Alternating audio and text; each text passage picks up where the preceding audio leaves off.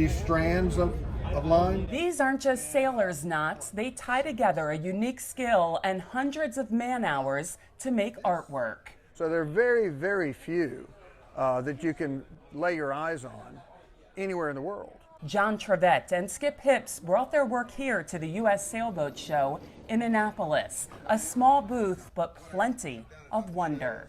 Our best assumption is never has there been an assembly of this many Senate frames in one place at the same time. The definition of that would be any 3 or more lines tied into a strand in either flat form, solid form, or any form. He showed us how a bracelet comes together. This goes back under there. It is the frames that take the most time and capture attention. And I found, oddly, that somehow I could just do it. I could look at it once and be able to tie it. Trevette started sailing at the age of 12 with a friend and his dad. They would explore the Rappahannock, the James, Potomac, and York rivers, but he only picked up the skill of knotting a few years ago. And when he put his work on Facebook, people wanted to buy them.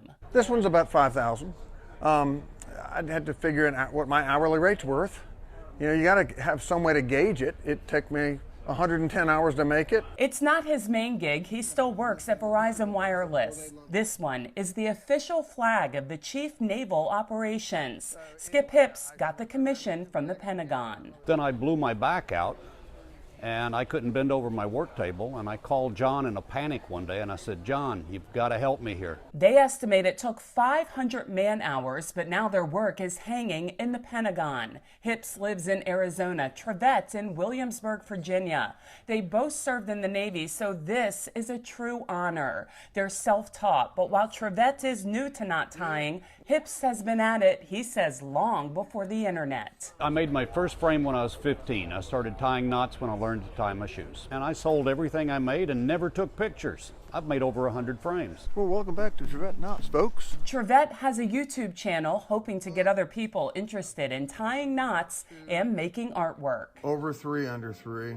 Is this something I could make? It is something you can make because I've done a very elaborate and detailed step-by-step, stage-by-stage tutorial on it on my YouTube channel. People who see what I do will often say, that must require a lot of patience.